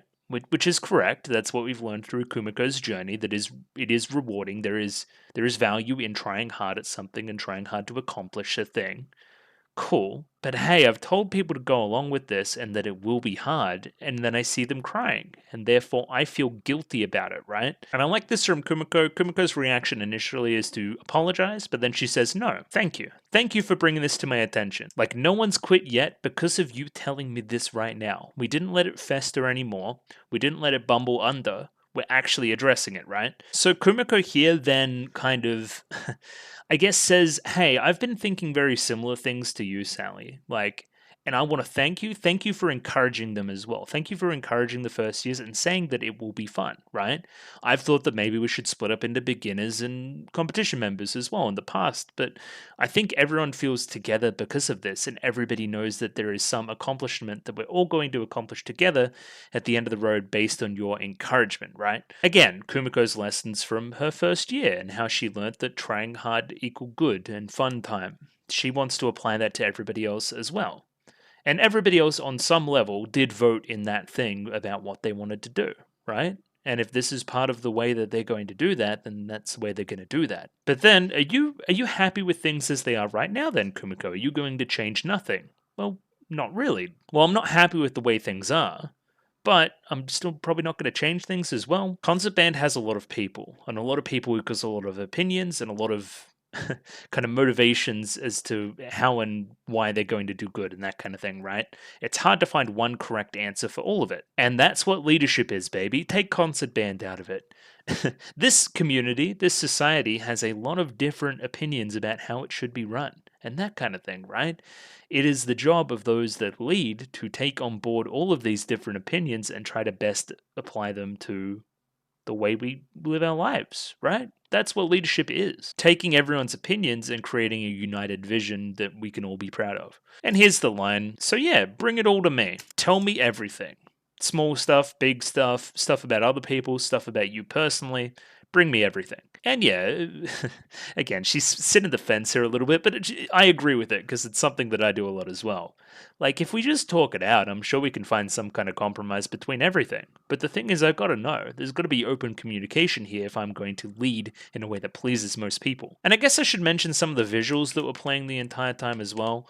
We have a little cute moment between the five girls here, kind of materializing in this little, what do you call it, charm? Yeah, that one. National Gold together. Hazuki, Ruruka, Suzume, Kaho, and Yayoi, if I can speak. So that's all well and good. But then also back here we have Reina and this girl's little journey about getting better and her actually getting some compliments here. I mean, as a group, they've all improved, so she feels good about that personally because she's getting praise for that, so that's good. So yeah, but all in all, this conversation's really good, even if I think, again, it's pretty general from Kumiko. It's really well executed animation-wise and directing-wise, if nothing else. So let's follow Suzume on this one. Suzume's like, okay, I've noticed that Sally's feeling down about things. Let's put together a little scheme to where I'm putting my trust in Kumiko to make things right and to encourage Sally again. So really cute friendship between these two, you going a pretty roundabout way to make her feel better. And then checking in on her, I'm glad she's the president. Little smile. My plan worked perfectly. Keikakudori. What is this? What is okay, we need Sally-chan in the club because she has talent. Kumiko respects talent, she lacks talent. And then she thinks to herself and she thinks about Asuka, and then like just kind of laughs to herself. Yeah, because Asuka represented talent. True, I know that. Rain is also very talented, but she's also a hard worker. I don't know what we're getting at there. If somebody could extrapolate on that, that'd be great. How are we relating Sally and that interaction there between Sally and Kumiko to the Asuka stuff? I don't quite sure I understand there. And then, hey, we go to school the next day. It's a bright, shiny day instead of the rain, and these two are already there, happily practicing. I'm looking forward to working with you again today, Senpai, all that lovely, happy stuff. And then, yeah, I guess the reveal that some of this was Susume's plan the entire time. I also like a little avatar here, that's cute. What was she in the little thing? She was a panda or something? Anyway, I forget. Oh, look at that. Oh my god, they were right. Look, it is panda. Cute. Okay, that's funny. And Kumiko's line here is, well, I was just thinking that you can't judge a person by how they look. Thinking about Suzume, I didn't expect her to be this kind of schemer. And then, including you, I can't judge you by how you look either. And then, yeah, are you insulting me? What are you saying? Is it more of a compliment? Blah, blah, blah, blah. End of the episode. So now after that episode, which was a little bit more concepts, this one's a little bit more straightforward once all the information is revealed, right? This is the Motomu episode, and we learn what his deal is basically with his grandfather, who is what's his face, Genchan Sensei, and why Motomu doesn't like his grandfather very much, and does he actually hate him, or is it something else, and blah, blah, blah, blah, and hey, it turns out it's got a bit of a sad story to it. So we see this room here that is empty. This reminds me of a scene that absolutely fucking murders me from Clannad After Story. Spoilers for Clannad After Story. I forget specifically where it is, but we go back to Nagisa's room, and it's just perfectly preserved and clean. And like nobody's living there anymore. Nobody has lived there. And it's a basically one shot of a perfectly clean room with nobody in it, but it kills me. And it reminds me of this right here, right now. Because we use this again later in the episode once we learn some stuff. Yeah, this shot here where, hey, we're associating this empty room with somebody that's no longer here right now. And again, we kept saying illness. Blah, blah, blah, blah, illness. Was it illness or was it something else? That's all I'm trying to say. Was it a self-inflicted kind of illness? I honestly don't know, and I don't know if we're trying to imply that, but yeah, it wouldn't be the first time you've seen, I guess, something like that happen, which sucks, right? And then, yeah, after the shot of that room, we have a grave, we have some music playing, we see Motomu, we see Genchan Sensei, and you start to put some stuff together. Now, follow me on this one. This is mum and dad? This is mum and dad, because I just thought it was parents the entire time, right? Because that's granddad and that's grandson. So there's a missing generation there. Are you putting some of that onto him? Blah, blah, blah. Was he a sole kind of parent raising you and that kind of thing as well? Is that another element to this? We go in a different direction. It's a sibling. Oh my god, the subbing here is atrocious. Look at this, right? He tries to get up. He's a little bit wobbly. Sir is what we use there. Oto-san daijoubu. That is not that. Oto-san is pretty plainly dad, right? Random old bloke, you can go Oji sometimes, Oji-san, which can be grandfather as well, but Oto-san is almost certainly always dad. Why wasn't that subbed as dad? Are you insane? Because that clears up everything immediately. This is mom. And yeah, would have cleared up a lot of my confusion with the rest of the episode, put it that way, and what it's actually about. That subbing was horrendous. That was terrible. If even I can figure out when we're doing something incorrectly, that means it's pretty bad. I like these little interstitial conversations we have with Kanade here, right? Kind of recapping some stuff and that kind of thing. Heard you save the day with Sally. She's obviously very sassy about it as well. But just like, we talk now. We didn't used to talk like this, seriously, and show our real personalities to each other and that kind of thing. It shows that they've genuinely changed from the first time they've met to now. It feels nice. And it's kind of a feature of every episode thus far. The other part of important context there is that Ririka is the one that told this to Kanade, which is cute. I like that little kind of odd couple that we have in the club with Ririka and Kanade. And I guess I should say more wider context-wise, hey, we're really pushing for Sunfest now. It's pretty close, that kind of thing. And I must say, I'm a little bit disappointed with the way they handled Sunfest. Right? We kind of use it as a part of the year, as a vehicle for Matomu stuff, rather than a chance to pay off on any of the other first year stuff. I guess we're following Kumiko solely as the main character. To her, just another Sunfest is just another Sunfest. Why talk about it so heavily? It doesn't have the vibes of season 1 Sunfest, where it's, all about this coming out party, this all about showing off the new Kitauji, right? Now it's just another step in the calendar, so we can use it for other stuff. But again, I would have liked to see the performance a little bit more. Would have been nice. And then we have the drama starting, Matomu shouting it. Again, I'm bad with names. Sorry, you. It's the Tsukinaga thing again. So you said his family name, so he gets mad. It's his thing. He's done it forever. I do like Midori here, though. She's the first one that runs in, which I like. Just, again, that connection to Matomu. And then we have Kanade here really putting emphasis on Tsukinaga every single time that she starts a sentence as well. And go away, Kanade-chan is the correct thing to say here from Kumiko. You're just making matters worse. This little glare here as well. Just like, oh shit. There's another really great moment here from Kumiko, right? So we're all sitting here. It's the first time we've all sat here all together in a while, right? Because again, you guys have club stuff generally, extra stuff that needs doing. We see that Midori is kind of slouched down. She's not sitting normally and all peppy and that kind of thing. And we notice immediately that she's down, right? So, hey, is that Matomu-kun? Is that what's getting you down? And yeah, that's correct. And we just kind of jump into the conversation naturally there. Just shows that they're good friends. They understand what they normally like and when somebody's having a bad day. We also have this text message here from Higuchi. At least say hi before our performance at Sunrise Festival. Gen-chan sensei's really worried about you. And then we have Matomu ignoring said message and putting his phone away.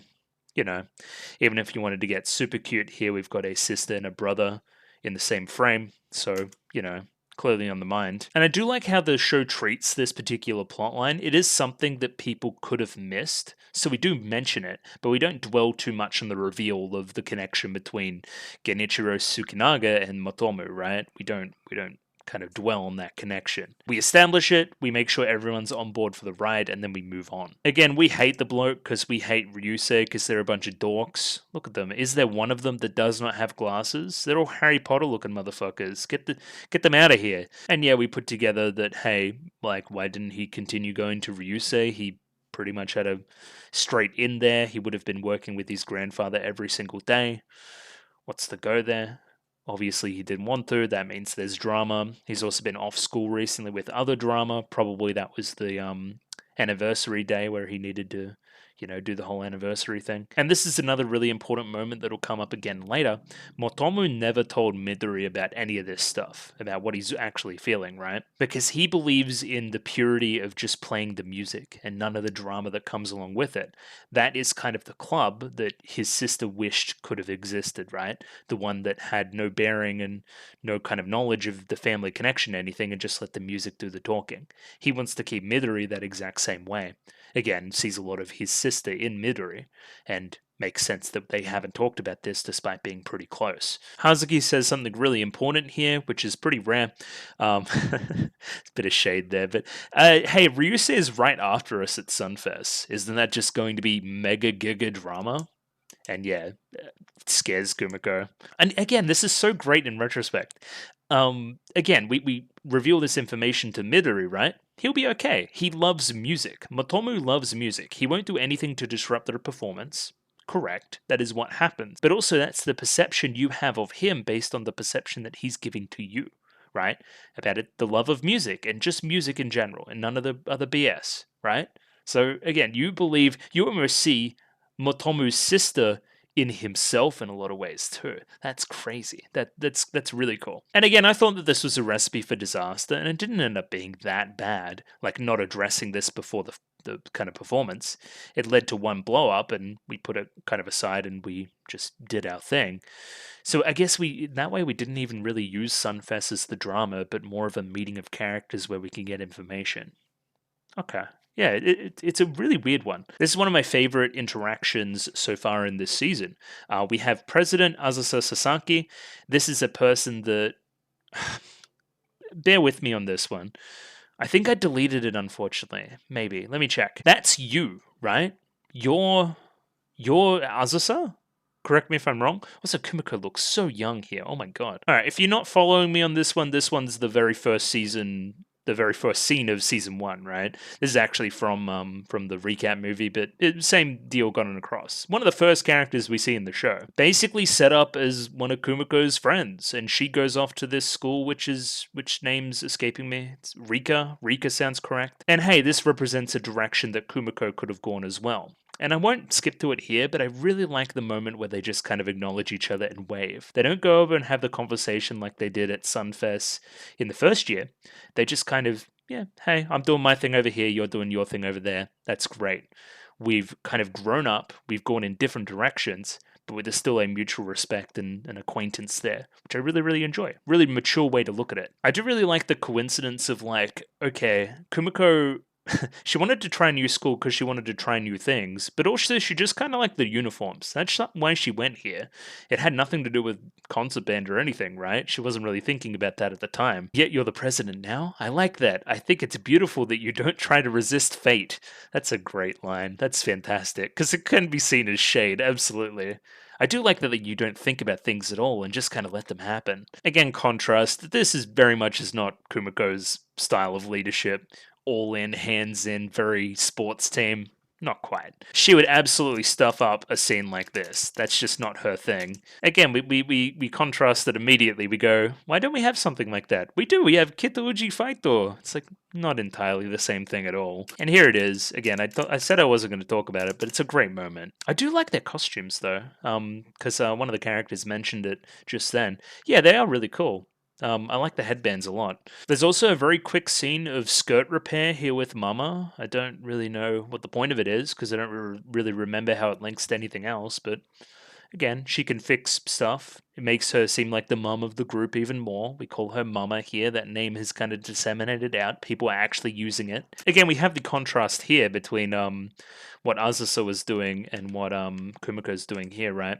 So we have Taki talk, and then acknowledge Reina, and then Michi Sensei talk, and then we cue Kumiko to do her thing. I think other leaders with different styles, maybe even a Yuko, would have went first there. She's very waits for her cue and then does the Kitouji Faito instead of stepping up. Even Haruka used to step up, say can I speak now, and then speak, where Kumiko is a little bit more passive in that regard. It also may speak to her particular temperament at the moment, considering she's a bit nervous about what Motomu might do. And then, yeah, here's the drama. Higuchi comes over. We're yelling at Motomu to try to fucking go see his dad, his granddad or whatever.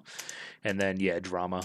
Drama. Yeah, bro, there's something... Okay, because we see it later as well, right? So Genchan Sensei is your father. Shut up.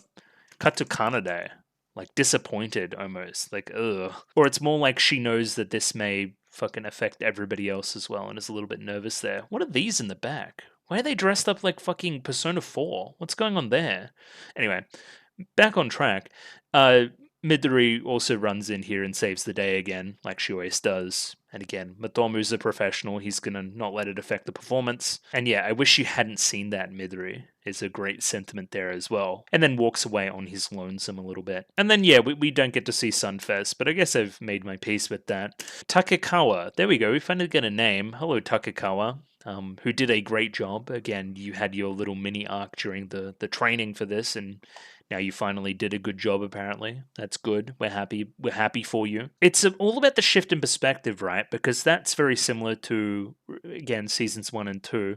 We're in the first year. Very similar to a Hazuki type storyline or a, Kumiko type storyline. Where, hey, we're going to try to get better and then do a performance and then feel good about how we did, right?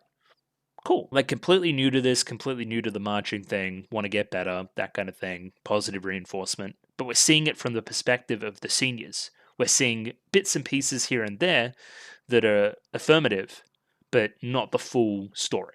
And I think that's a cool perspective to have considering what we've seen before. The most important element here being Reina coming over and giving some congratulations. I think everyone was inspired by how well you performed as a beginner. Oh my god, that shit would make me cry too. What a line. Again, just that small bit of encouragement goes such a long way, right? And again, Kumiko giving some props there for what she did for Takekawa. And then your drum majoring was good too. You even surpassed Asuka in some spots, which is a very high bar. But again, we don't get to see it. Anyway, whatever. And again, like straight out of that scene where we're doing cutesy, lovey Kumiko Reina stuff into, hey, I'm sorry, I've actually got to go do my job. Again, between child and adult. Another great moment here, which I talked about already during the reaction, but we see Kumiko and Midori running over to the same person at the same time to try to get the story. Kind of on a subconscious level, they both knew that this was the place to go. And yeah, Higuchi seems super chill. Again, Gen-chan sensei seems super chill as well. He's really easy to talk to. He's the reason why we're doing so well now. He's fucking awesome. He's great. And this kind of exists to allay some of the cliched things that we may have been thinking could have been happening. Like, he's just like a bad granddad and expects too much and blah, blah, blah, blah, blah, generic story insert here. That's not the case. He clearly cares about Matomu and there's more at play here, right? There's drama. This background is so fucking good. Look how good that looks. Holy shit. So yeah, he's allayed our fears about Gen-chan sensei. He's a cool guy. He's clearly just really worried about Matomu. And then we bring up the big sister thing, which is something that we get blindsided by. We had no idea about. Again, other than us, the audience, knowing that something was up based on the first scene of the episode. And yeah, here's the kicker. The sister passed away. I'm still unsure as to the how, but the impact is still there to be seen. We also see cute Matomu here having a great moment with his sister. You know, before everything happened. 3 years ago, we say, if we wanted an exact timeline there. So the sister passed away, Matomu gets depressed, Gen-chan sensei goes to his school, Ryusei, to be close to him. And yeah, Kumiko, Kumiko immediately almost casts judgment on the audience, who would have been thinking the same thing, right? That he just had a big argument with the grandfather. No, it's more serious than that. And we immediately jump to the next step of the conversation here with Midori, right? Where she's like, I thought it was weird about the whole master thing and, you know, asking to train under me and that kind of thing, right? But he clearly loves music. He loves concert band, that kind of thing. I was running away from him a little bit. I didn't really understand why he was doing all this, and I didn't pursue that at all. But now it makes a whole lot of sense, and this is the eureka moment for me personally as well. As soon as we see this kind of stuff, I'm like, oh, I see what Matomu's doing here. I see what he's doing with you, for sure. So then Midori's like, hey, actually, you know, I may have done wrong in the past. I may have been running away. So now I'm actually going to try to talk to him. I've been thinking I need to talk to him anyway, so this is a good opportunity to do so. Let's see if he needs to open up. And again, the choice by Matomu to not necessarily open up to her is very, very interesting. I kind of really love it. And another great line here, same kind of sentiment as this child-adult stuff we're talking about with Taki. When did we even become senpais anyway? It's pretty tough being the senpai. Same for the audience. You guys grew up before my very eyes. Since when were you guys supposed to know all this stuff? So Kanade continues to press the buttons, like, oh yeah, where's the con-base couple? Are they here? Blah, blah, blah, blah, blah. It's like, Kanade, just fucking take it easy for a minute. Is it about what happened the other day? So childish. Kanade's still upset. Look at that little pout there as well. Oh, she hates it. Why are you siding with Tsukinaga as well? Making sure we say that last name. He's just being a brat. Oh, same as before? Same as last episode, but different. They're all on this side, right? They're all in agreement with Kurumiko that you're being kind of weird about this, and you're the outlier. Much like how Mayu was the outlier last time. And then, interesting, we mentioned Mayu because she claps back here. How unusual. Kanade-chan never gets so upset. She must really be worried about Matomu-kun. So just had a Jimmy Neutron-esque brain blast about Mama Kuroe. So her name is Mama, right? Or her nickname. Mama, like parent, as opposed to child, right? Which is interesting considering her persuasion as opposed to Reina, who I've been associating with the adult in our little metaphor here, right? So again, much like the rest of the show, I think we're trying to split the middle between the adultness of wanting to be responsible and try your best and be professionally impressive and all these other things, and the adultness of the mediocre, the adultness of complacency, the adultness of not wanting to change anything. There is a comfort in being an adult that you don't have as a teenager, that you just get into a routine and do your thing and blah, blah, blah, blah. And as a teenager, as a young person, as a person moving into adulthood, you often have a lot more energy to care about a lot of other things, right? Mayu strikes me as somebody who is just kind of coasting along and thinks she understands the world a certain way and isn't going to challenge that at all. And that being associated with adultness, as opposed to what I thought adultness was, is very, very, very, very, very impressive. I think that this is like a dual pronged approach that the show is taking about Kumiko discovering what adultness is through the characters around her and what she may consider adultness to be. And all that is just based off a character that is named Mama, that is responsible. There's definitely something there for sure. And then, oh, what are you talking about? How do you know that? Again, is there like, I like him or something? Everyone's kind of blushy. I'm trying to see if she's blushing. Probably a little bit more than normal. Does she like him? Maybe she likes him. I think that's maybe it. And then Wink, again, Mai maybe knows more than usual. Also, yeah, kind of that wink to Kumiko saying like, oh yeah, I helped you. I put her in her place, kind of got her to shut up. And then, yeah, we get a quick look here where, hey, there's going to be a little conversation maybe between these two, but you see the hesitance in Matomu, right? It's such an interesting scene for him where he's like, I want to tell you, but I can't. If I'm trying to preserve what I'm wanting to preserve here and wanting to respect my sister's memory in a lot of ways, I can't tell you what's going on. And then we get the knowledge here that, hey, like, he might be moving. Like, there's been a pretty formal request for him to move to Ryusei. We may be down a con base if that doesn't go our way. Again, more of the, you can almost call it forced drama, but I think it's reflecting the Asuka stuff a little bit. Like, hey, like, we have these people, like almost a flip on it. We have a person that wants to stay in the club, but the parents want them to do something else. But it's for completely different reasons. Asuka's mother wasn't respecting Asuka's wishes based on her own personal baggage, right? This one, it's more like, no, I think that this is best for you because I actually want what's best for you. It's not about career or anything. It's I think you need help. Also, an interesting decision by Taki to actually tell Kumiko this as well, which, again, doesn't bite him in the ass, but could have. And it's something that Kumiko needs to keep in mind going into the next scene where we have our little conversation with Matomu. Oh yeah, the jump scares here are really funny too. So Kumiko likes to talk to herself. She says Midori out loud. Midori's going to have to, and then Midori appears out of nowhere, and then oh my god, how terrifying! And I'm not talking about VLC. And Midori kind of reports that he didn't really tell me anything, right? I guess he doesn't trust me. It's the exact opposite, actually, but, you know. Kumiko smartly decides not to tell Midori anything about Motomu potentially moving schools, because that would have blew up, you know, completely if she made the opposite decision there. Here's the other jump scare. The screams there are really good. We love a good Kumiko scream. This season really hates forced drama. Really, really hates it. And I've noticed this a lot. We have in both of these episodes, we have conversations between two characters that are cordial and open and respectful and not full of like deceit or lies or anything. It's all very open. It's refreshing, but it's also weirding me out. It's not a very traditional kind of story that you normally hear in these kind of things, right? And it's a compliment to the show for sure. But it just throws me for a loop sometimes. Because, yeah, straight out, it's like, yeah, I don't hate my grandfather. Higuchi told you that. There's no drama here at all. There's no, I can't believe Higuchi told you that. I can't believe that you knew this information. There's no betrayal. It's just open.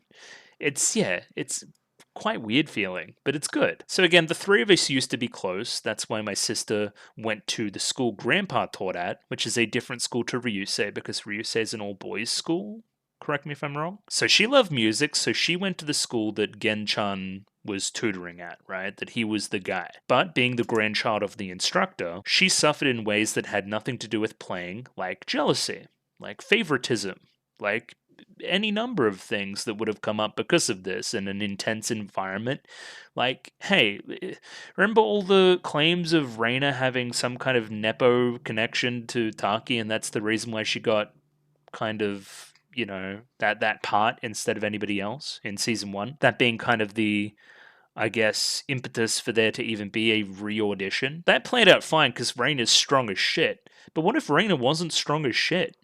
That could have been tearing her apart. And that's probably what's happening to Motomu's sister here. So Genchan Sensei continued trying to pick her based on merit, but it kept exacerbating that kind of thing. She loved concert band so much. She became sick, and in the end, she had no interest. And we don't really continue there.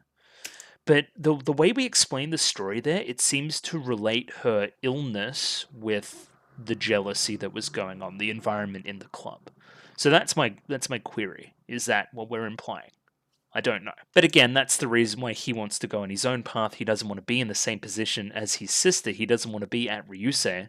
But Genchan Sensei thinks that this is the best time for them to be close and for him to support Motomu through this experience and that kind of thing. But again, it's just a misdirection. It's not the way Motomu sees the situation. And yeah, I feel like I'm letting down my sister if I don't enjoy concert band the way that she would want it to be.